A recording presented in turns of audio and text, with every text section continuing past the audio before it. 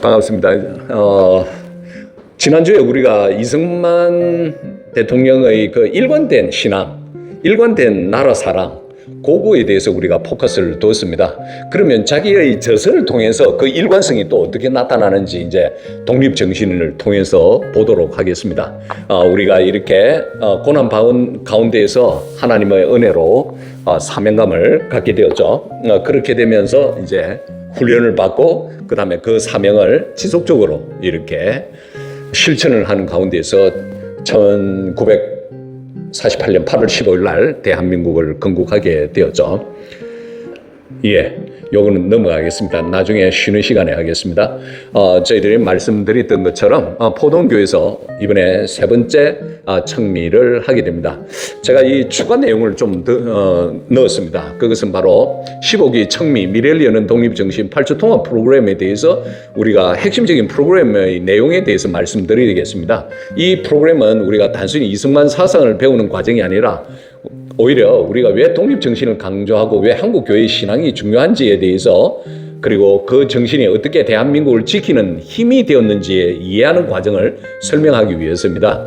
즉 독립정신은 뭐라고 했죠? 나라를 세우는 국민의 이야기가 되고요. 그 국민을 교화시키는 것이 바로 한국교회의 핍박이죠. 그 국민들을 이제 만드는 신앙의 이야기 이 책을 합쳐가지고 저희들이 이제 프로그램을 진행을 하고 있습니다. 그러면 말씀드린 것처럼 우리는 어떤 국민이 나라를 세우는 건가? 두 번째 질문은 국민은 어떻게 만들어지는 건가?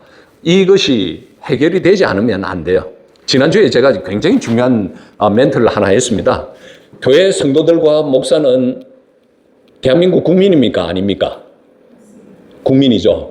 그러면 하나님의 종으로서 이웃인 이 나라에 대한 중요성을 누구보다도 잘 느껴야 됨에도 불구하고 오늘날 이상하게 정교 분리의 원칙이라는 그 잘못된 거, 얼마 전에 이재명 대통령도 그렇게 이야기를 했죠. 정교 분리의 원칙이 마침 교회가 정부를 간섭해서 안 된다고 그렇게 이야기를 하면서 정부가 오히려 교회를 간섭하는 걸로 지금 착각을 하고 있는데 그것이 아니라는 거죠. 그래서 우리가 올바른 국민이 바로 세워지기 위해서는 바로 독립정신과 한국교회 핍박을 통해서 이루어져야 된다는 것입니다. 제가 자꾸 뒤로 돌아가네요. 그래서 우리 프로그램의 세 가지 목표가 있는데요. 그 중에 이제 첫 번째 목표도 있었고요. 이제 두 번째 목표에 대해서 먼저 말씀드리겠습니다.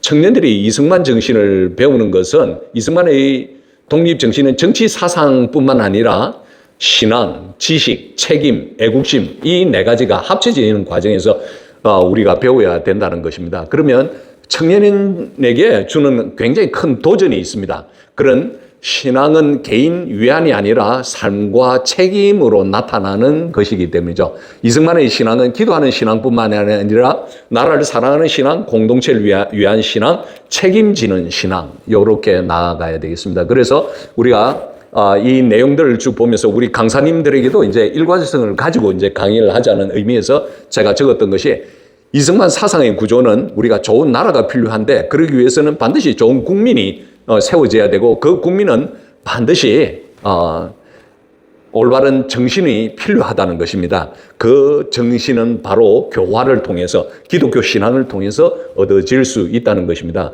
그러면 이승만이가 말하는 국민의 특징은 책임 있는 국민, 자유를 지키는 국민, 지식 있는 국민, 도덕이 있는 국민, 신앙이 있는 국민 여기 하나 더 추가를 하면 좋겠습니다. 그런 국민은 어떻게 만들어지는 건가? 바로 한국교회 핍박입니다. 그리고 또 저희들이 8주 끝나고 난 뒤에 이제 8주째에 현장을 통해서 유엔 묘지 그리고 또 하나 어디죠? 부산 임시수도 기념관에 갈 겁니다. 거기를 통해서 와 미국 군인들이 얼마나 참전한 줄 아세요? 제가 지난주에 말을 얼핏 했던 것 같은데요. 연 180만 명이 부산 인구의 절반 이상이 와서 우리의 자유를 위해서 정말 희생을 당했다는 것입니다. 그럼에도 불구하고 우리는 지금 이란에 이제 악행을 통해서 트럼프 대통령이 공격을 함에도 불구하고 이제 도와주지 않는 그런 상황에서 우리는 그 동맹을 잊어버린 그런 망각을 하고 있고 은혜를 망각하고 있는 국민이지 않는가 하는 생각이 듭니다.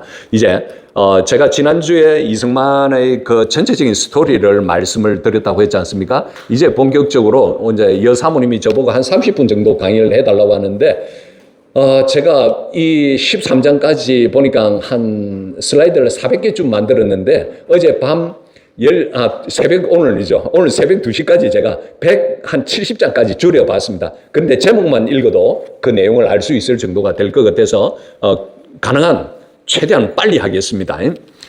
독립정신의 출발은 어떤 국민이 나라를 세우는 건가? 좋은 나라는 좋은 국민이 만들기 때문에 우리가 오늘 독립정신을 출발하는 겁니다. 앞서 말한 것처럼 기독교인도 나라의 백성이라는 그 개념을 우리가 꼭 아셔야 돼요. 교회에서 이상하게 안보 목회라고 하더라고요. 제가 그런 것들을 쭉 찾아보니까 목사님들이 이런 데에 나서지 않는 것은 안보 목회라고 합니다. 보신 목회라고 이야기를 하는 겁니다. 그래서 우리가 목사와 성도도 나라의 국민이라면 교회는 어떤 역할을 해야 되는가? 우리가 이 질문에서부터 이제 시작을 해야 됩니다. 왜? 목사님들이 움직이지 않으면 성도들이 깨어나면 됩니다. 성도들이 깨어나서 목사님 이렇게 나라가 지금 위태롭습니다. 목사님께서 공부를 좀 하셔서 말씀과 연결해서 우리에게 분별력을 갖도록 해 주십시오라고 우리가 요청을 해야 된다고 생각하고 있습니다. 이러한 부산에서 제일 큰 교회도 자신의 역할들을 다 해야 되지 않을까 하는 생각이 듭니다. 그러면 교회는 어떤 역할을 해야 되는가? 지난주에 제가 이 슬라이드를 보여드렸습니다. 저는 교육이 반복이 되어야 된다고 생각하고 있습니다. 저희들도 이승만의 그 독립정신, 이 책을 책립 15기째지 않습니까? 그러면 15번 기본적으로 했습니다. 그리고 저희들 자유의 숲에서 한 페이지 한 페이지 읽으면서 또 스터디를 한 4-5번 이상 했어요. 그러니까 20번 정도 하니까 이제 이해가 돼요. 저는 머리가 좀 둔해서 그런지 이제 이해가 돼요. 그래서 교육은 반복이라는 말씀을 좀 드리고 싶고요. 앞서 말했죠. 우리 크리스천들도 대한민국의 국민입니다. 그러면 대한민국 국민은 어떤 역할들을 해야 되는가라고 제가 질문을 던졌습니다. 그 해답은 28살 때 1903년 9월 달에 신학월보에 쓴 이승만의 논설문이 있습니다.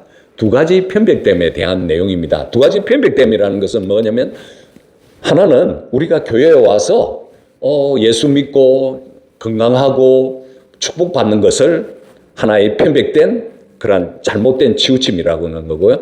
지난번에 또 말씀드린 거, 또 어떤 사람은 교회에 와서 많은 사람들과 함께 힘을 합쳐가지고 어떤 사회라든지 교회라든지 또 정치적으로 나라의 일에 대해 간섭해가지고 정치 변화를 시키자, 이런 부분에 대해서 두 가지가 다 한쪽으로 치우쳤다는 것입니다. 그러면 그 중간이라는 것이 뭐냐? 바로 성령 세례를 받고, 이승만 대통령이 성령 세례를 받았지 않습니까? 그 성령 세례를 받고 우리가 변화된 사람이 돼야 된다는 거예요. 여기서 이승만은 뭐라고 했죠? 반드시 백성을 감화시켜 새 사람이라는 겁니다. 우리 성경에서 말하는 것이 예수 그리스도를 믿고 우리가 새 사람이 되었다는 거지 않습니까? 그죠? 이승만도 여기에서 새 사람이 되고 난 뒤에 어떻게 해요? 정부가 스스로 맑아질 수 있다고 이야기를 하고 있습니다. 그러므로 해서 이 어찌 교회가 정부의 권한이 아니겠는가라는 것입니다. 그러면 우리가 교회에서 신앙생활을 굉장히 잘 해야 된다는 것을 이야기하고 있습니다. 그렇게 해야 이 나라의 정치도 바로 세워진다는 것이죠. 왜요? 정치의 근본이 스스로 바로 잡힌다고 했거든요. 어떻게 했어요? 교회에서 감화한 사람이 많이 생길수록 정치의 근본이 바로 세워지는 것입니다. 이것을 생각하지 않고 정치만 고치고자 하면 정치를 바로 잡을 만한 사람도 없으려니와, 설령 우연히 바로 잡는다 할지라도 백성이 썩으면 썩은 백성 위에 맑은 정부가 오랫동안 유지할 수가 없다는 것입니다. 결국 이승만 대통령이 이야기하고 있는 것이 반드시 백성을 감화시켜 새 사람이 되고 난 뒤에 정부가 스스로 맑아지고, 이 어찌 교회가 정부의 권한이 아니겠는가. 그러므로 해서 교회가 해야 할 역할이 바로 이러한 새로운 사람들을, 새 사람들을 많이 이렇게 만들어내야 된다는 것입니다. 그것은 뭐죠? 말씀을 통해서, 성령 세례를 통해서 감화된 사람이 많고 올바른 분별력을 가르칠 수 있는 그러한 크리스찬들을 많이 만들어야 나라가 맑아질 수 있다. 이것이 핵심이에요, 사실은. 이것이 독립정신입니다. 자, 그리고 질문을 한 던지겠습니다. 28살 때 이 말을 했다는 거 여러분들 어떻게 생각하세요? 정말 탁월하죠. 영적으로 굉장히 분별력이 있다고 말할 수가 있죠. 자, 이렇게 대한민국이라는 것은 한 사람이 한성 감옥에서 성령 세례를 받고 하나님을 만남으로 해서 감옥에서 엄청난 폭풍 같은 그런 폭발적인 독서량을 통해서 이 세상 학문과 하나님 말씀을 연결시키는 고리를 만들므로 해서 그가 바라보는 이 대한민국의 모습에 대해서 아무도 따라올 수가 없었습니다. 그래서 저는 이렇게 생각해요. 우리가 이승만을 공부할 때 이런 말 많이 나오죠. 이승만은 고집쟁이라고 했죠. 그 이유가 뭘까요? 저는 이 공부를 하면서 아이고 안녕하세요. 예. 그래서 왜 고집쟁이라고 생각해요? 예? 왜 고집쟁이? 이런 것도 하나씩 짚고 넘어가야 돼요. 예? 흔들리지 않고 가야 돼요. 맞아요. 흔들리지 않고 가야 되니까, 그러니까 다른 사람들이 말하는 것이 정답이 아니기 때문에 그런 거예요. 그러니까 예를 들면 이 말이 언제 제일 많이 나오냐면 하지 중장하고 디베이트 할 때예요.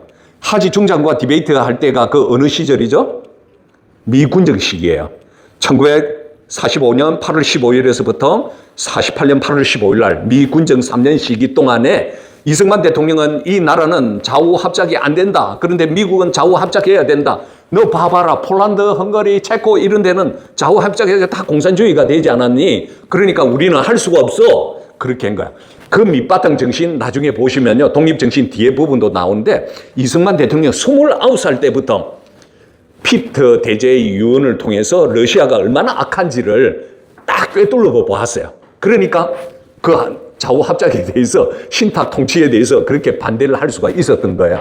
그러니까 이 깊이 들어가면 이런 부분을 통해서 이승만이가 알았구나라는 깊이를 우리가 알게 됩니다. 그래서 이렇게 준비하는 과정 사명을 통해서 나라를 세웠다는 것입니다. 앞서 말했죠. 제가 지난번에도 이 지도를 보면서 전 세계 유라시아 이거 보세요. 지도의 5분의 3이 공산주의 국가가 되었을 때 한반도 끄트머리에 이렇게 자유민주주의 나라를 만들었다는 것은 거의 불가능합니다. 그 기적이 어디 있냐면 1948년 2월 26일 날 유엔에서 투표를 합니다. 왜? 남북한 전체 투표를 해야 되는데 소련이 못 들어가게 했어요. 그래서 남한만이라도 해야 되는데 김규식, 김구 만나는 사람마다 하지 중장 모두 다 안 된다.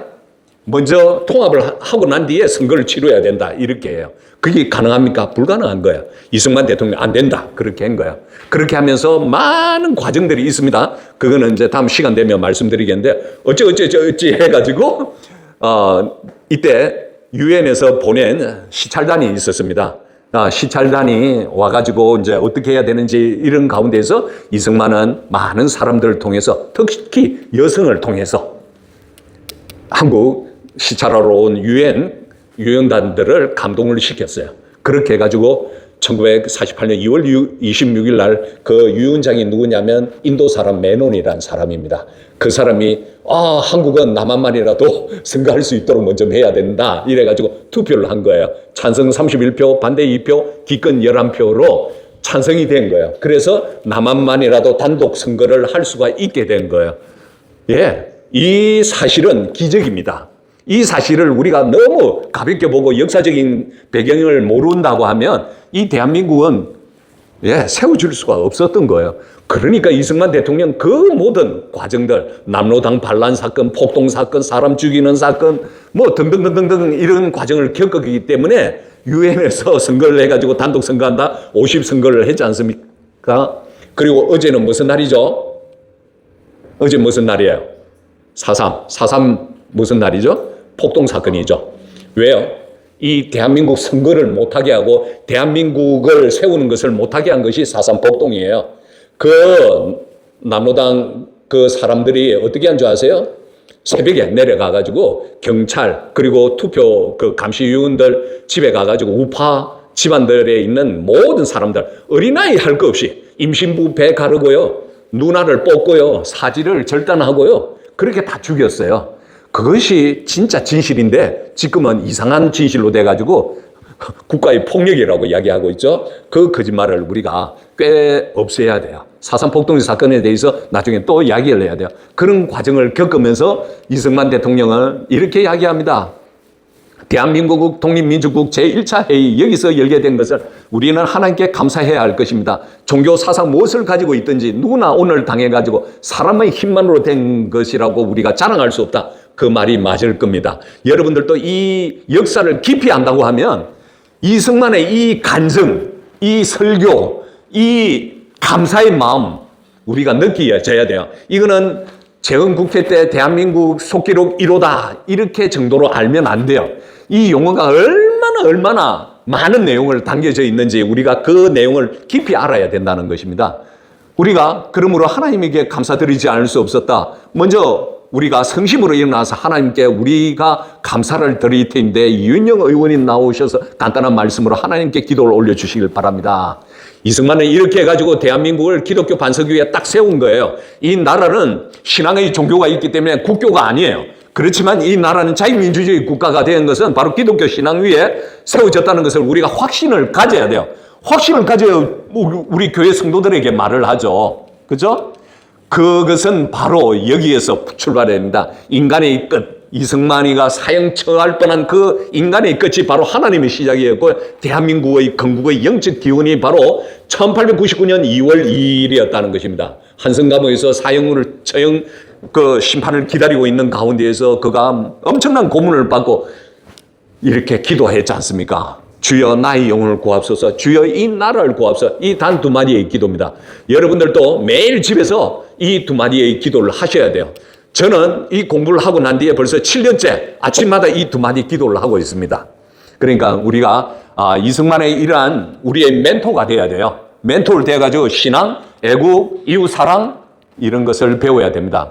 그때 말씀드렸죠. 이승만이 태어난 그 시절에 나중에 역사를 하겠지만 이모군란, 감신정변, 동학난, 청일전쟁, 감옥경쟁, 민비시해 사건, 아관판첩 이러한 엄청난 일들을 겪었습니다. 이것이 바로 대한민국의 땅에서 큰 전쟁이 두 번 치루어졌습니다. 여러분들은 왜 이 전쟁이 치루어졌다고 생각하시죠?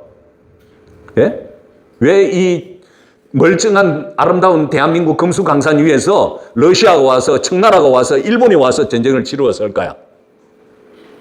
예? 그걸 아셔야 돼요. 오늘 우리가 말하고자 하는 독립정신이에요. 대한민국 국민들이 이 나라를 나의 나라라고 생각하지 않고 남의 나라로 생각하고 방공하고 있었기 때문에 주권이 없고 주대가 없었기 때문에 이 나라가 이렇게 큰 전쟁을 두 번 치루었습니다. 그 이후에 6.25까지도 치루게 되었죠. 그래서 한 나라가 망하는 과정은 총소리부터 시작되지 않았습니다. 백성이 깨어있지 않을 때 시작된 것입니다. 청일전쟁과 러일전쟁이 이 땅에서 벌어진 것을 보면 청년 이승만은 결심했습니다. 이 나라가 다시는 남의 전쟁터가 되지 않아야 되겠다고 한 것이죠. 그 답이 바로 독립정신을 감옥에서 쓰기 시작했다는 거 여러분들은 아셔야 돼요. 그러면 지난번 총론 제가 말씀드렸죠. 그죠? 총론은 뭐였죠? 우리 자매님은 사진을 찍어가지고 올려주셨는데요. 국가라는 것은 개인이 아니에요. 개인 자산이 아니에요. 어디요? 원명체예요. 우리 전체의 공동 원명체라는 것입니다. 이승만은 이 총론에서 뭐라고 하냐? 슬프다. 나라가 없으면 집이 어디 있으며 집이 없으면 내 한 몸과 부모 처자와 형제 자매며 훗날 자손들이 다 어디서 살면 어디로 가겠는가? 여러분들 나라가 사라지게 되면 여러분 사업이, 여러분 직장이, 여러분들이 교회에서 예배드리는 신앙이 있을 수 있을까요? 없어요.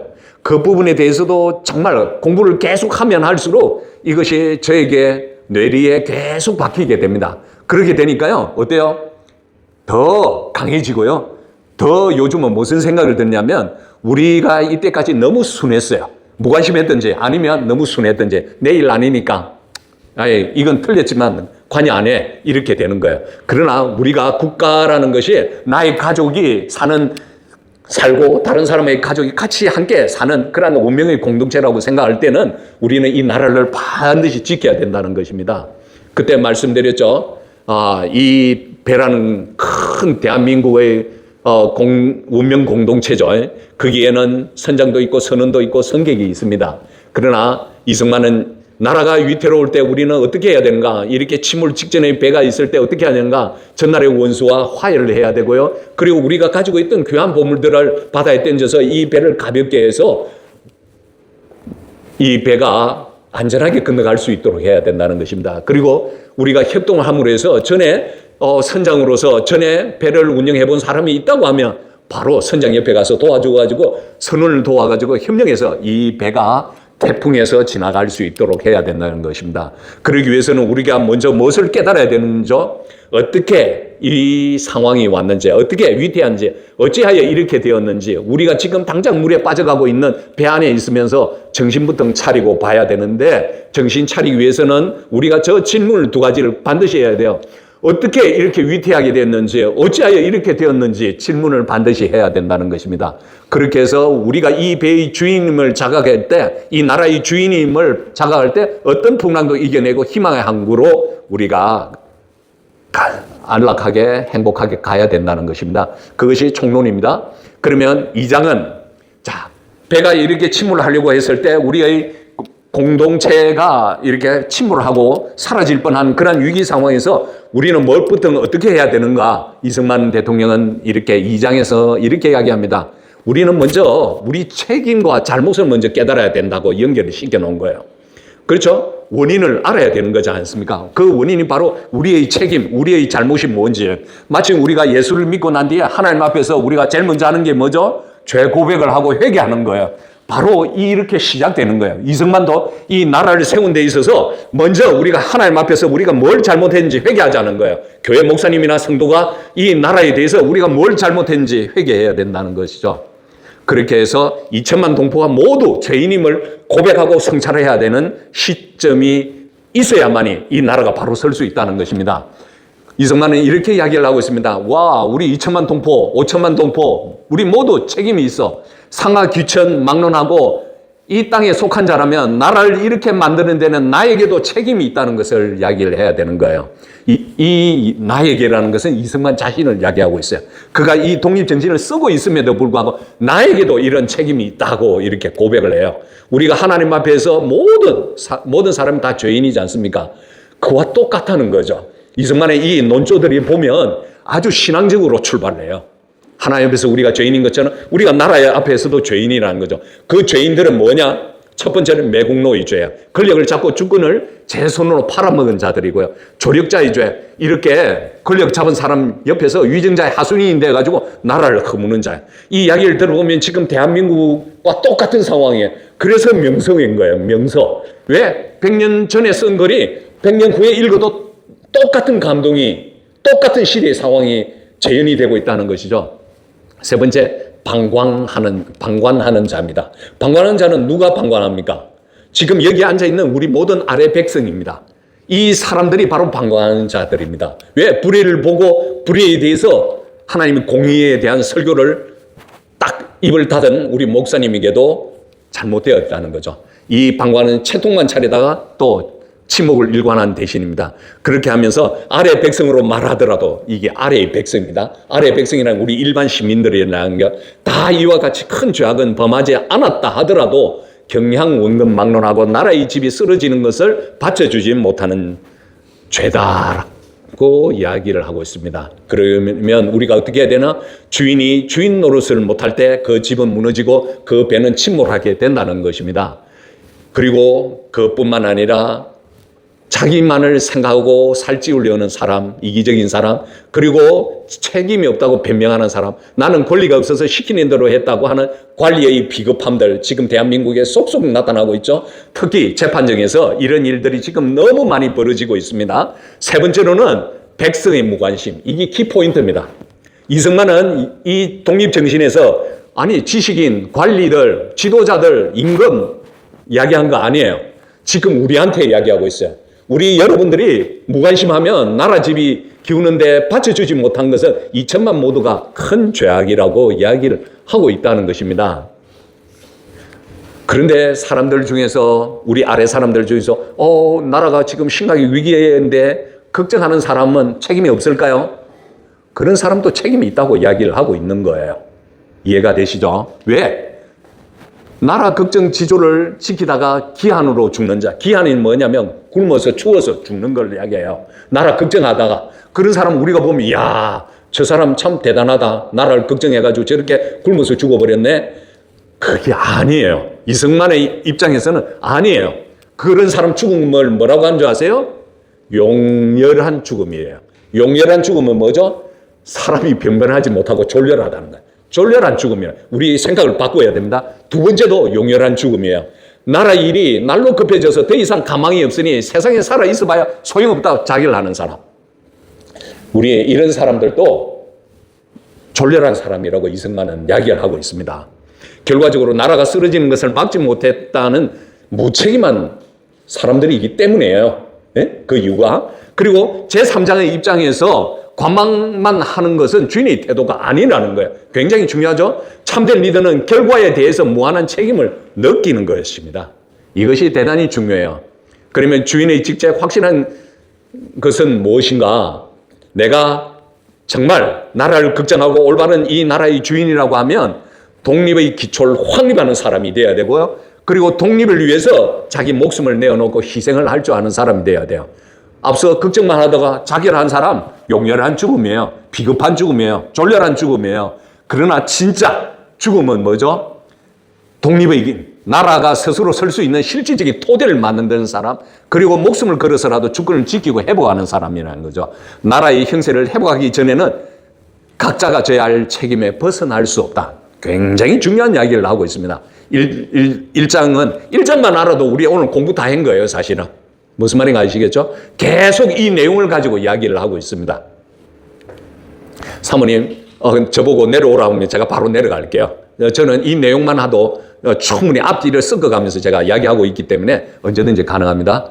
그래서 와, 보세요. 초반부터 2장에서부터 이승만은 죽음에 대한 이야기를 많이 해요. 저는 한 20번 정도 이렇게 읽으면서 왜 이렇게 죽음에 대해서 말을 많이 할까? 그때 시대의 상황을 알아야 돼요. 그때 시대의 상황에 대한 그림이 있는가 모르겠다. 예, 없네요. 지금 뒤에 있습니다. 그 나중에 시대의 상황 3장에 있습니다. 이승만은 죽음에도 등분이 있다고 합니다. 그 죽음의 등분에 어떤 죽음이냐? 죽음의 종류라는 거죠. 영광스러운 죽음이 있고요. 비루한 죽음이 있습니다. 나라를 팔거나 죄악을 지어가지고 천벌이나 국법에 처형되는 그러한 사람들이고, 무의미한 죽음은 제 몸만 아껴가지고 그냥 말 안 하고 가만히 자기 성공만 하고 나중에 병 들어가지고 죽든지 나이가 들어가지고 죽든지 이런 사람은 무의미한 죽음이라고 이야기를 하고 있습니다. 우리는 영광스러운 죽음을 해야 된다는 거죠. 이승만은 여기에서 계속 죽음에 대해서 이야기한 것은 앞서 말했죠. 이승만 대통령은 24살 때죠. 예, 24살 때 그가 한성 감옥에 들어갔어요. 그렇게 해가지고 자기는 죽음의 과정을 한번 겪었어요. 지난주에 제가 말씀했죠. 옆에 있는 죄수들보다 내가 먼저 죽어야 되겠다고 그렇게 죽음을 빨리 기다렸던 사람이에요. 그렇게 해서 성령 세례를 받고 난 뒤에 이제 죽음에 대해서 두려움이 없어서 이렇게 쓰는 거예요. 그러니까 그 말은 또 무슨 말이죠? 내 한 몸을 그냥 나라에 바치겠습니다라고 딱 하나님 앞에 바치는 거예요. 이승만은 자기는 그렇게 할 수 있다는 자신감이 있기 때문에 이렇게 글을 쓴 거예요. 그렇게 믿어지지 않아요? 예, 제가 이걸 이제 발견했어요. 이번에 발견했어요, 사실은. 그래서 제 강의가 조금 더 아마 강하게 느껴질 수 있을 겁니다. 영광스러운 죽음은 어떤 죽음인가? 불의를 물리치다가 꺾이는 죽음은 영원히 빛날 것이다. 그리고 영광스러운 죽음이라는 건 멀리 보는 지혜가 있어야 된다. 어때요? 당장 지금 너는 배신자야, 너 뭐하고 날서, 너 뭐 자랑하니? 이렇게 욕설을 견디고 훗날의 영광을 보는 안목이에요. 이것은 누구죠? 지금 윤석열 대통령입니다. 우리가 엄격히 지금 이 공부를 하면서 영광스러운 죽음은 자초한 사람은 누구냐면 윤석열 대통령 한 사람이에요, 지금. 그래도 감사하죠. 우리나라에 이렇게 윤석열 대통령이 계엄을 선포해가지고 이 나라에 반국가 세력들이 너무 많으니까 여러분들 깨어나야 돼요 라고 이 배의 침몰 상황을 이야기를 한 거예요. 그래서 멀리 보는 지혜가 있었고요. 거짓은 일시적이나 진실은 반드시 역사에 남습니다. 지금 감옥에 가 있지만 예수를 믿게 되었어요. 그렇게 해가지고 어릴 때 목사가 되겠다고 했지만 그동안 그가 이제 세상 일을 하느라고 이제 예수를 믿지 않았죠. 그러나 이번에 이러한 고난을 통해서 그 또한 이승만처럼 예수를 믿게 되었어요. 그러니까 예수를 올바르게 믿는다면요, 죽음을 두려워하지 않는 것 같아요. 윤석열 대통령도 지금 재판을 그냥 그대로 해서 역사에 남기겠다고 지금 재판을 하고 있는 거예요. 이해가 되시죠? 그래서 지혜가 밝은 자는 세상의 욕설을 영광으로 알고 굴하지 해야 된다는 것입니다. 그러면 왜 우리는 의를 위해서 죽으려고 하지 않는가? 이승만은 이렇게 적어놨어요. 첫 번째, 내가 죽으면 세상에 알아주는 사람이 없어라고 하는 거야. 두 번째는 뒤를 따르는 사람, 내가 죽고 난 뒤에 허당이 되어버려가지고 아무도 안 따르면 이 일이 어떻게 성사되겠어요라고 하는 거야. 세 번째, 죽어도 성취 안 되는데 뭐 하려고 죽냐고 그렇게. 근데 이승만은 이야기합니다. 그렇게 자꾸 따지다 보면 당신도 비열한 사람이 되어버려. 그러니까 이걸 따지 말고 당신이 정말 옳은 일이라고 하면 가난한 사람들, 억울한 사람들 위해서 나서고 죽음까지 네가 나선다고 하면 정말 그것은 나중에 후대에서 너를 알려줄 거야 라고 하는, 지혜 밝은 자는 세상의 욕설 영광을 알고 나라의 걸음이 되는 길을 기꺼이 선택해야 된다는 것입니다. 이렇게 해서 자기 성찰이 나라를 살리는 뿌리가 되어야 된다는 거죠. 나를 먼저 돌아보는 용기가 있어야 됩니다. 그리고 두 번째로는 나라를 위해서 기꺼이 희생하는 마음도 있어야 되고요. 그리고 자신의 직책이 무엇인지에 대해서 그 직책에 대해서 무한 책임을 가지고 소임을 다해야 된다는 거죠. 사람마다 자기의 죄책을 깨달아 남이 하거나 하지 않거나 상관하지 말고 각자 자기의 직책과 도리만 행하여 죄책을 면하도록 힘쓰기를 간절히 바란다라고 결론을 내었습니다. 참, 왜 우리가 남이 알아주든 안 알아주든 간에 우리가 이렇게 하는 것은 바로 우리가 썩어가는 초목이 아니라 역사에 뿌리내는 거목이 되기 위해서 우리가 이렇게 하고 있는 거예요. 지금 우리가 하고 있는 일들, 여러분들도 지금 같이 강의 들으면서 공부하겠다는 이 마음이 바로 역사의 뿌리를 내리는 거목이 되기 위해서 시작하는 겁니다. 아시겠죠? 그러니까 자부심을 가지시고요. 3장. 그러면 어때요? 자기의 잘못을 깨달아야 된다고 했지 않습니까? 그러면서 이제 자기의 잘못에 대해서 쭉 나열을 했죠. 나열을 했는데, 그러면 우리가 그걸 깨닫고 난 뒤에 어떻게 해야 되냐? 실천을 해야 된다는 거예요. 예? 와, 우리가 성경적인 원리하고 똑같죠, 그죠? 자신이 직책을 다하지 못하면 화를 당한다는 거예요. 실천을 해야 돼요. 실천을 당하지 못하면 나도 화를 당하지만 나라도 화를 당하고 내 가정도 화를 당한다는 거예요. 놀라워요. 놀라워요. 직책의 방기와 권력의 덧 없음을 나타내는 거예요. 이승만은 나라가 위태로울 때 나라 일을 행하지 않고 오직 제 몸과 집안에 보존하려는 자들이 있습니다. 그들은 스스로 지혜롭다고 여기고 그리고 자신의 계략이 영웅호를 탔다고 자부할지 모르나 그것은 착각에 불과합니다. 즉 뿌리 없는 나무가 살 수 없듯이 나라 없는 개인의 안전은 사상 누각이라고 이승만은 이야기를 하고 있습니다. 그래서 나라 일을 뒤로 하고 제 몸만 부지런하게 하려고 하면 끝내 제 몸과 집안도 부지하지 못하게 된다는 것입니다. 이렇게 방광하게 되면 우리는 모두 죽게 된다는 것을 이야기를 하고 있습니다. 그러면 이승만은 이제 이렇게 3장에 대해서 우리의 직책을 다하지 못하면 화를 당한다고 이러는데 그러면 그 시대의 배경을 쭉 적어놨습니다. 그 시대가 어떤 상황인지 보세요.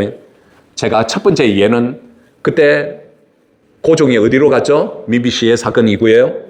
아관 파천을 했죠. 그러니까 러시아를 따르던 마침 지금 우리 대한민국 정부 많은 관료들이 지도자들이 친중을 하고 있지 않습니까? 그런 상황에서 그들은 중국의 백 그리고 러시아의 백을 믿고 굉장히 가오를 잡는 거예요. 마침 막 세상 모든 권력이 자기들 손에 다 있는 것처럼 되는 거예요. 이때도 그랬다는 거예요. 알아서 공간의 힘을 등에 업고 세상의 인신과 흐름을 거역했습니다. 그들은 외세에 의존하고요. 경고를 무시하고요. 불법으로 묵조를 만들었다는 겁니다.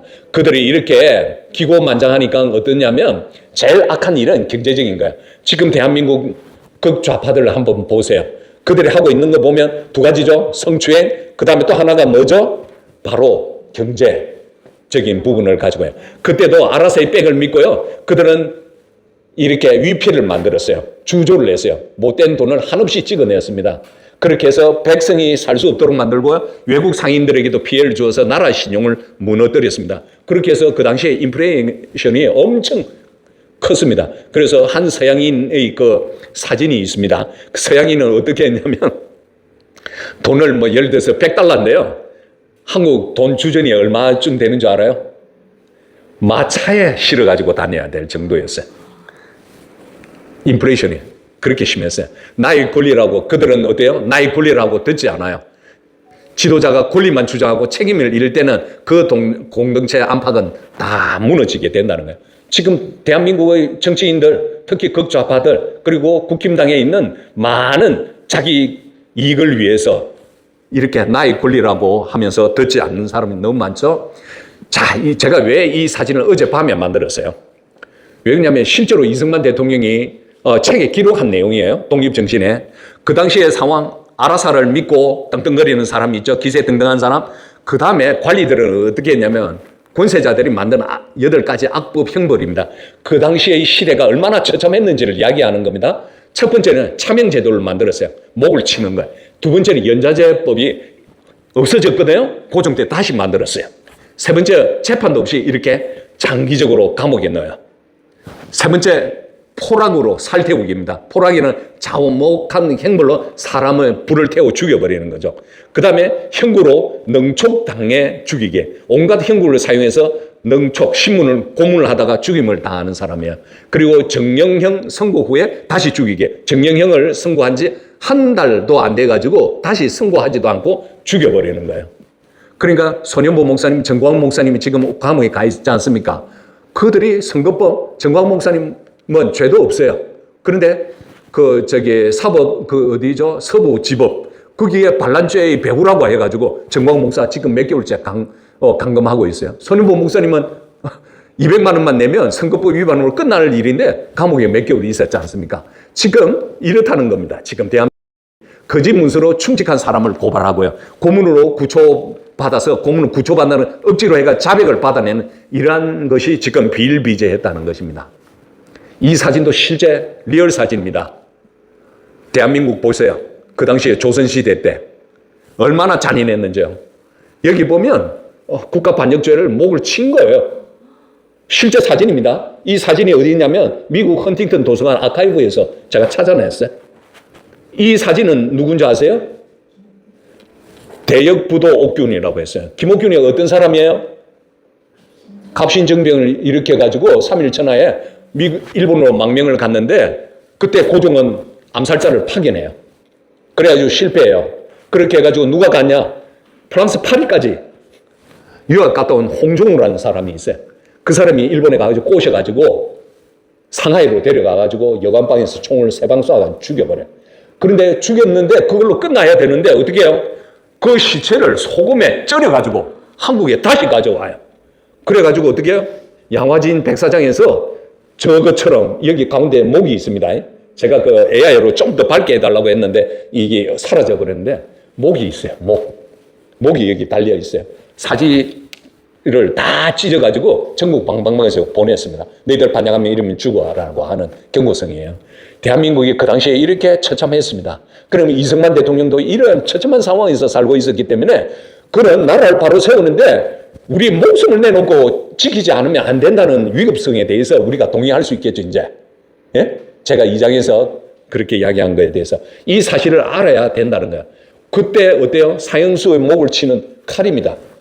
검군 월도입니다. 지난주에 제가 강의할 때 이승만의 옆에 있었던 장호익이라는 동지가 어때요? 목에 칼을 3번이나 쳐내렸지 않습니까? 바로 이런 칼로 쳐내렸다는 거예요. 그 당시에 관리들은 어떠냐? 백성을 잔인하게 수탈하는 방법이 어떠냐면요. 밀란이 일어나지 않을 정도로 남긴 그런 잔악함이 있습니다. 즉 고열을 빨아서 더 이상 빨 것이 없을 정도로 저들의 백성들의 밀란을 일으키지 않을 정도로 교묘하게 남겨두어서 죽지 못하게 살고 영원히 수탈을 하고 있는 시대적인 상황입니다. 그러면서 그들 관리는 어떻게 해요? 고상한 척하고 사치풍항을 하고 여색을 즐기고요. 그리고 자기와 뜻 안 맞는 동포가 있으면 살해해버리고 그래요. 그러나 이승만은 이렇게 이야기하고 있습니다. 이러한 고관들 지금 막 권세 땅땅거려도 악인의 말세는 허망한 권세라고. 예, 저 꽃이파리처럼 사라질 것이고요. 나중에 피할 곳도 없어요. 예, 도망가게 되고요.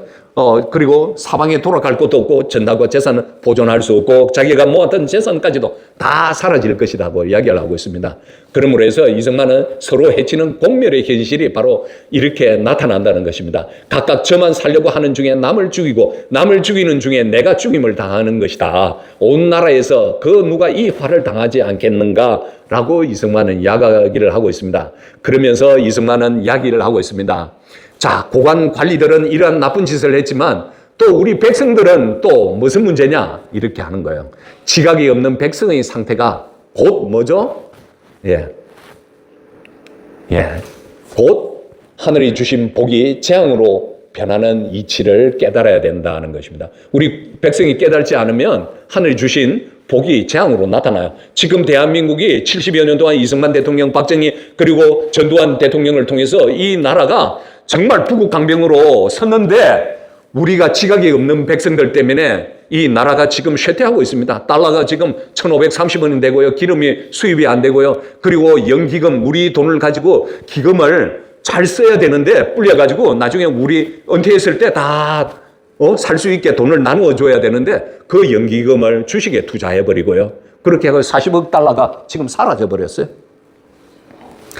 그래서 각각 다시 한번 강조합니다. 각각 저만 살려고 하는 중에 남을 죽이고요. 남을 죽이는 중에는 내가 죽임을 당하는 것이다. 온 나라에서 그 누가 이 화를 당하지 않겠는가. 저는 이승만 대통령이 시대의 변화를 위해서 우리가 죽음을 불사하고 그것을 지켜내야 된다는 것은 오늘날 우리에게도 굉장히 강력한 메시지라고 생각하고 있습니다. 우리는 옛날처럼 이제는 그래 이렇게 하는 것이 젠틀하다고 생각해서는 안 돼요. 우리는 어떻게 해야 되는가? 그들과 맞서서 지식으로 그들과 맞짱 떠서 마침 찰리 커커처럼 내 옆에 와서 토론하자 해가지고 그 사람의 잘못된 것을 계속 이야기해가지고 깨닫게 해야 돼요. 그렇게 해서 미국이 지금 학생들 사이에서 굉장히 복음이 부흥하고 있지 않습니까? 그리고 나라가 살고 있지 않습니까? 자꾸 돌아가네요. 자, 백성이 깨닫지를 못하고 하면 어떻게 되냐? 나라의 전체 윤리 도덕이 상실이 되고요. 나라 전체가 음란과 사특한 행실이 행해진다는 것입니다. 그리고 도성에는 어떻게 해요? 음란과 폐악한 소굴이 되어서 충분 애국의 마음은 찾아볼 수 없게 된다는 겁니다. 이것이 우리 국민이 깨어있지 않으면 이렇게 나라가 윤리 도덕이 상실되고 우리가 지금 목사님들이 성도들이 우리가 세상 돌아가는 것에 대해서 이렇게 바로 지적하지 않으면 이렇게 윤리 도덕이 상실되고 음란하고 사특해지고요. 남을 속이는 시대가 곧 다가올 겁니다. 그럴 뿐만 아니라 참 그 시대에 이승만은 경제에 대해서도 이야기해요. 나라가 이렇게 부패해지고 음란해지고 도덕이 무너지고 윤리가 무너지면 어떻게 되냐? 나라의 재화가 빠져나간답니다. 경제적인. 그리고 또 중요한 것은 2천만 국민들이 피탄해진다는 거예요. 어때요? 경제적 파탄이 생긴다는 거예요. 네? 이게 화를 당하는 것입니다. 우리 직책을 다 못하면 경제 파탄, 지금 대한민국도 그 수준에 가고 있습니다. 지금. 경제 파탄으로 생계가 줄어드니 인심은 점점 더 강팍해지고 악해지고 천륜마저 혼란해집니다. 어떻게 해요? 나중에 곧 보세요. 부모와 자식, 형제와 자매, 골육 간에도 서로 다투기 시작합니다. 돈 때문에. 그 시기가 점점 다가오고 있습니다. 우리가 그걸 깨닫지 않으면 안 돼요. 2천만 백성의 마음이 2천만 개로 서로 다른 마음을 가지게 되고 2천만 개의 흩어진 마음이 이제 되어서는 안 된다는 것을 이야기하고 있습니다. 그러면서 이렇게 국민들이 깨어있지 못하니까 어때요? 공심이 상실이 되고요. 사심이 팽배하게 되는 것이죠. 돈 있는 자식은 돈 있다고 흥청망청 쓰고요. 가난한 자식은 어때요? 남의 것을 거짓말로 해가지고 빼앗는 그런 시대가 곧 올 거라는 것입니다. 예언입니다. 지금. 예언입니다. 지금 대한민국에 대한 예언입니다. 슬프다. 우리의 처지요. 인구가 해마다 줄어들고 지금 그렇죠. 이상한 사상, 페미니즘 사상 그렇게 오랫동안 교회에서 방치하니까 어떻게 돼요? 우리 표근사님, 우리 여사모님의 전공인데 그렇게 하니까 어때요? 지금 인구가 줄어들고 있어요. 젊은 사람들이 결혼을 안 해요. 아이도 안 낳으려고 했죠. 그 시대나 지금이나 똑같은 거예요. 도덕 윤리가 무너지면요. 인구가 해마다 줄고요. 사람들은 이 사실을 알지도 못하면 그저 하루 이틀 살아가기만 골몰한다. 하늘이 주신 복락을 다 같이 누리지 못하고 고통받는 것은 오직 지각이 없기 때문이다. 지금 우리가 처한 이 지경을 보아라고 합니다. 그러면 관리 중에서 국가개혁의 기회에 있을 때 윤석열 대통령처럼 그 자리에 앉아있을 때 어떻게 해야 되는가? 공직자는 학술 발전을 시켜야 되고요. 그래가지고 나라를 개혁해가지고 세계 어떤 으로 가는 나라로 만들어가지고 빛날 나라의 중흥 공신이 되어서 유명한 대정치가가 될 수 있도록 당신은 기회를 만났을 때 이 배설을 이용해서 당신은 나라를 개혁을 해야 된다고 이야기를 하고 있습니다. 그러면서 이승만은 이렇게 이야기하고 있습니다. 그 개혁의 주역들은 특별한 인물이 아니야. 여기 있는 너희들과 똑같은 사람들이야 라고 이야기했어요. 저런 공업을 세우는 사람은 사실 특별한 인물이 아니야. 다만 기회에 만났을 때 세상 돌아가는 형편을 밝게 보고 죽을 힘을 다해서 홀로 일을 했기 때문에 그렇게 된 거야. 정성과 노력이 비범한 결과를 나타내는 겁니다. 지금 처음에 20조, 25조, 그 다음에 26조, 지금 뭐죠? 제가 지금 말하고 있는 거? 추경 예산. 그 추경도 참 제목 그럴듯하게 붙였어요. 무슨 추경이라고 하죠? 전쟁 추경이라고요. 여러분들 이런 거 다 알아야 돼요. 거짓말을 밥 먹듯이 하고 있어요. 우리가 전쟁을 하고 있어요. 서쪽 끝에 있는 나라가 지금 전쟁을 하고 있는데 우리는 무엇을 해야 돼요? 빨리 기름을 비축하고 국민들에게 일을 잘 할 수 있도록 규제를 풀고 그렇게 해줘야 돼요. 그런데 그것을 전쟁 추경. 그래 모르는 사람은 그래 전쟁이 일어났으니까 우리가 추경하는 건 맞는 거야. 이 말을 엉터리예요. 이 말부터는 곤쳐야 돼요. 이 어느 혼란 전술에 우리가 빠져서 지금 대한민국이 망해가고 있다는 거 꼭 아셔야 돼요. 일한 사람이 열심히 이 관리가 일할 기회가 있어가지고 열심히 일해가지고 자기 손으로 북극 강병을 만들어 놓은 후에 세계 각국의 그의 이름 위엄을 추앙할 것이다. 그의 한두 마디 말이 좋게 세계 여론을 뒤집을 수 있는 사람이 된다는 거예요. 지난 2-3주 전인가요? 정부에서 한국에 대한 문서를 만들었는데요. 윤석열 대통령에 대해서 굉장히 언급을 많이 했답니다. 윤 대통령이 재직하고 있을 때 한미일 동맹을 어떻게 했고 또 우리를 어떻게 동맹 관계를 이루었는지에 대해서 언급을 굉장히 많이 해요. 최근 미국에서 윤석열 정부의 한미 동맹을 긍정적으로 평가하며 모범적 동맹 모델 알리로 언급한 내용은 주로 미국 국방부의 기조 변화와 관련된 보고서 및 분석에서 나타나고 있습니다. 가장 대표적인 언급과 시점은 다음과 같습니다. 주요 보고 및 언급 시점 2026년 초, 최근 2026년 2월 전후 미국 내 주요 외교 안보 싱크탱크와 국방 분석에서 윤석열 정부의 국방 정책이 미국의 새로운 국방 전략 NDSS에 부합한다는 평가가 떴습니다. 자, 보세요. 그 세계 여론을 뒤집을 수가 있는 거예요. 개명한 세상 고통받는 우리 한번 비교해 보세요. 개명한 나라 사람들은 문명과 안락을 다 누려. 우리의 현실은 곧 어때요? 불과 물속에 되는 것이요. 지옥이 된다는 것이요. 이 개명한 세상에서 나서서 남들은 날마다 북악 문명으로 나가는데 우리는 의회에서 타는 불과 끓는 물속에 살 수 있겠는가? 그러면 백성의 역할이 뭔가 이제 이야기를 하는 거예요. 그것은 바로 교화의 힘이 필요하다는 거예요. 옛적에 어떤 것을 버리고 밝은 세법을 따르면서 인민의 풍속과 기강을 바꾸는 것이 교회의 시작이에요. 교화의 시작이에요. 그리고 우리의 생각, 사상을 변화시켜야 돼요. 사상이 변하여 나만을 위하던 마음이 남을 위하는 마음으로 바뀔 때 비로소 참된 문명의 꽃을 피워요. 그리고 우리가 무엇을 지금 하고 있는지, 우리가 회사에서 일하고 있으면 그 회사를 위해서 우리가 최고의 실력을 발휘해야 된다는 거예요. 직분의 자각이에요. 남을 위해서 사는 것이 도리이자 직분을 알고 실천하는 가운데서 이런 복락이 이루어진다는 겁니다. 이승만의 교훈이 굉장히 중요합니다. 교화, 그리고 그 바른 가치관, 그리고 그 바른 가치는 세워졌을 때 어떻게 해요? 남을 위해서 살아야 돼요. 이 내용이 줄거리입니다. 그렇게 해서 이승만의 본문을 제가 이렇게 간단하게 말을 했지만 여러분도 알기 쉽게 본문에는 이렇게 적어놨습니다. 교화가 열리고 문명이 발달되는 대로 각기 옛적의 어두운 것을 버리고 밝은 세법을 따라서 인민의 풍기가 바뀌고 사상이 변하여 저마다 다 남을 위하여 나서서 남을 위하여서 살다가 남을 위하여 죽는 것이 사람의 도리이자 직분으로 알고 실천하는 중에 그렇게 되는 것이다. 우리의 직분이 뭐죠? 결론은 우리의 직분은 마지막 어두운 것을 버리고 새 법을 만들어 가지고요. 나라의 풍습을 바꾸어 가지고요. 어떻게 해요?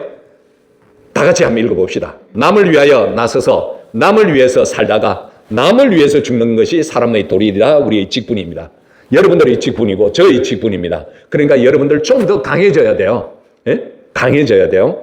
제가 요 챕터만 하면 끝나도 될 것 같아요. 자기를 위하는 것이 곧 남을 위하 사는 것이고요. 남을 위해 살고 남을 위해서 죽는 것을 마땅히 도리이자 직분으로 알아야 됩니다. 라고 했습니다. 그래서 3장 자신의 직책을 다하지 못하면 큰 화를 이렇게 당한다는 것. 우리가 지옥에 살 수밖에 없고 가족이 해체가 된다는 것을 이야기를 하고 있습니다. 그러면 우리는 어떻게 되느냐? 하나님 말씀으로 새 사람이 되어서 다른 사람들의 사상을 변화시키도록 우리가 열심히 가르치고 노력을 해야 되고요. 그렇게 해서 우리가 직장에 있으면 직장인으로서 교회에 건사면, 집사면, 목사면 거기에 맞게 정말 사명감을 가지고 살아야 된다는 것이죠. 이 교화라는 건 깨어남의 시작이라는 것입니다. 참된 교환을 통해서 사상의 혁명이 일어나야 되는 것입니다. 그것은 앞에 말씀드린 것처럼 인민의 풍습과 기강이 바뀌고 사상이 변하여 나만을 위하던 좁은 마음이 남을 위한 마음으로 되어야 된답니다. 그러면 결론이 뭐냐? 깨어나 행하라 하는 것입니다. 그러기 위해서는 사욕을 버리고 공동체 직분을 다하는 것이고 참된 독립을 나아가는 것입니다.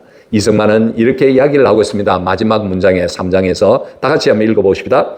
다 남을 위해 나서서 남을 위해 살다가 남을 위해서 죽는 것이 사람돌이자 직분을 알고 실천하는 중에 그렇게 될 것이다. 그렇게는 행복하게 될 것이다 라는 겁니다. 제가 딱 1시간 강의를 했는데요. 네. 그리고 이거는 좀 말씀드리고요. 여러분들 어떤 유튜브를 좀 봐야 되는지 그거에 대해서 제가 좀 구체적으로 요 내용만 말씀드릴게요. 이 사진을 하나 찍으면 될 거예요. 네. 여러분들이 정말 제대로 요즘은 MBC, YTN, KBS, 동아일보, 중앙일보, 조선일보 다 거짓말입니다. 거짓말 투성이에요. 그러니까 어떻게 하냐면 이분들 장학일 목사 그리고 제가 김초롱 목사, 와, 제가 보고 놀랐습니다. 이란에 대한 평가가 굉장히 정확해요. 왜냐하면 저는 이란 유튜브를 4-5개를 들어가지고 좀 최종 결론을 내거든요. 그러다 보니까, 와, 총정리를 굉장히 잘 하셔요. 그리고 여기에 있는 사람인데, 미국의 마이클 심이라는 선생님인데, 마이클 심이 없는 것 같아요. 그냥 요렇게 한번 쳐보면 나올 거예요. 그리고 그라운드 씨, 34살밖에 안 된 청년인데요. 너무 탁월해요. 34-5살밖에 안 되는데요. 역사를 꿰면서 세계사를 꿰면서 지금 현 상황의 정치 분석을 해요. 저는 34살한테 배우고 있습니다. 정말. 그리고 공병호 박사입니다. 공병호 박사는 이 사람이 20대에 미국 27살 때 미국에서 경제학 박사를 딴 사람이에요. 그러니까 이 사람이 영어를 잘하니까 전 세계 X 이런 데 들어가가지고 내용을 찾아가지고 데이터로 설명하시는 분이에요. 그래서 배울 볼만하고요. 그리고 최근에 박상용 검사. 와, 정말 이승만 대통령 말한 죽음을 불사하고 정의를 위해서 싸우는 대한민국 윤석열 대통령 다음에 검사가 나왔습니다. 그리고 여기에 공부의 여신이라고 해가지고요. 여자분이 운영하고 있는 분인데 크리스찬은 아니에요. 근데 이 사람은 뭐가 좋으냐면 그 트럼프 대통령의 연설이라든지 그런 거를 통역을 해줘요. 그래서 제가 트럼프가 어떤 생각을 하고 있는지 공부를 하게 돼요. 그리고 이분은 잘 아시나요? 예? 누구였죠? 이름 이충근 박사입니다. 예, 그렇게 하시면 돼요. 자, 그러면 총 결론만 말씀드릴게요. 이렇게 함으로 해서 이승만은 우리의 잘못을 깨닫고 난 뒤에 어때요? 우리가 올바른 국민이 되자고 이야기를 하고 있잖아요. 그러면 올바른 국민이 되고 난 뒤에 어디에? 세계를 향해야 된다는 거예요. 그런데 세계를 향하고 문호가 개방되어 있지만 문제가 뭐냐? 또 주권을 잃을 수가 있다는 거예요. 그래서 우리가 세계와 통상하고 무역을 하고 나라가 부유하게 되더라도 나라의 주권을 단단히 지켜야 된다. 그 내용을 가져요. 그렇게 하면 우리가 무엇을 해야 되는가? 하나님 주신 천지자연의 이치를 다 깨달아야 되고 과학을 공부해야 되고 그리고 5대양 5대6의 그 인종들에 대해서 알아야 된다는 거예요. 그러면 지금 이제 오늘 강의가 바로 여사모님이 그러면 5대양 5대6주의 그 사람들의 생각들을 이렇게 배우려면 무엇을 배워야 돼요? 역사가 시작이 되는 거예요. 그래서 여사모님은 이제 미국의 역사에 대해서 이제 쭉 이야기가 시작이 될 것 같습니다. 제가 오늘 많은 시간을 이렇게 잡아서 괜찮으시겠어요? 사모님? 감사합니다. 30분 해라는데 30분 더 했습니다. 예. 혹시 질문이 있으시면요. 강의를 너무 잘해가지고 질문이 없죠? 제가 위로합니다. 예. 감사합니다. 예.